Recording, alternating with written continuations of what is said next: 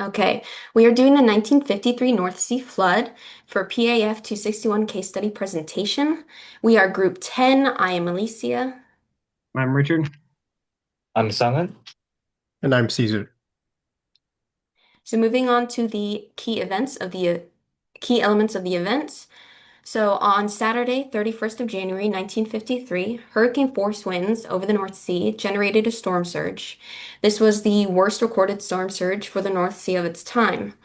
The storm surge and high spring tides coincided, amplifying water levels and overwhelming coastal defenses.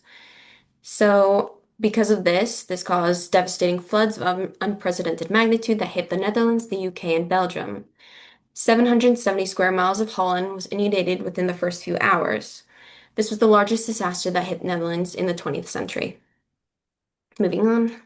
So this is just a map of the event itself. The red line shows the path the hurricane took and what hours it hit each section. The black arrows show the path of the storm surge, going south toward England and then hitting directly east into the Netherlands. Next. So specifically in the Netherlands, around 1,800 people were killed and around 100,000 were evacuated. 340,000 to 400,000 acres was flooded and 47,000 buildings damaged. Comparatively, in the UK, around 300,000 people were killed and 32,000 evacuated. 1,200 sea defenses were breached, and around 140,000 acres was flooded, with 24,000 buildings damaged. Moving on. So, in terms of risk assessment, since the 1200s, 100 plus storm surges have occurred. 25% plus of the country is below mean sea level. 60% of the country is prone to flooding. The risk was known beforehand. An example of this is the storm surge, the storm of 1916, which killed dozens of people. It was monitored by the Dutch Meteorological Institute. They issued a warning the evening of Saturday, January 31st, 1953. By midnight, the water was at 4 meters above sea level, and by daybreak, dikes began to give way, and within hours, 770 square miles was covered. Moving on. So, mitigation actions prior to the disaster relied heavily on previous structural interventions. This included poldering, creation of dams, the use of dikes, and the use of levees. While these structural mitigations did offer protection, most of these were dated all the way back to 1916, so they were either out of date or damaged. Next slide, please. So, risk habituation was formed due to repeated exposure to flooding. This created complacency among public officials and community members for developing mitigation and recovery strategies.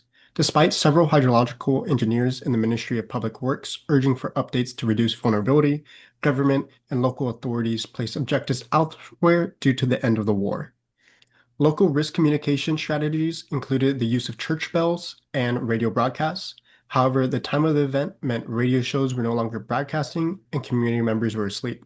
Furthermore, the use of church bells as a warning system was not well known or implemented since the last major flood that occurred 37 years earlier.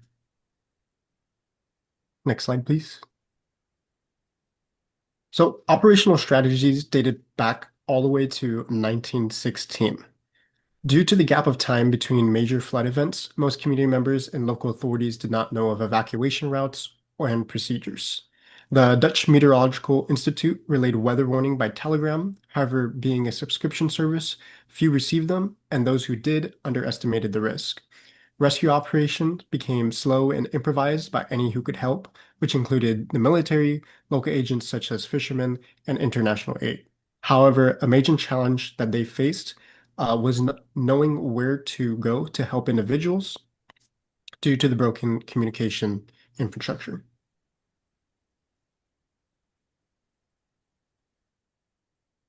After the tragedy, both UK and the Netherlands completely changed their approach to the flood safety in three main areas: defense, warning, and policy. In the UK, the flood led to the creation of the storm tide warning system. In the Netherlands, they took more measures. They started the Delta work, which is one of the most powerful flood protection system in the world, including massive dams and barriers. Next slide, please. Policy and institutional transformation. It wasn't just a plan, it was a legal requirement. The law said all sea walls must be strong enough to pass very strict safety tests. This project took 43 years to finish. Because of this law, the government guaranteed the money every year. Even when the economy was bad, the work never stopped. Before the floods, small local groups were in charge. The Delta Act changed this. It put the national government in charge so everyone worked together as one team. Next slide, please. System modernization. They also fixed the way they warn people. They made the entire system smarter and faster. In 1953, people only got warning if they had subscription, which was a huge mistake. Now, government send free alert to everyone through siren, radio, and phone. They put sensor in the ocean to watch water level 24/7. This gives them much more time to notify people to to get out safely before the water hit. They also implemented intelligent defense. It's not just about having high walls. They use software that monitor the storm 24/7. When the water reaches a certain level, the system controls the gate to close and protect the land. These plans led some of their successful projects. Next slide, please.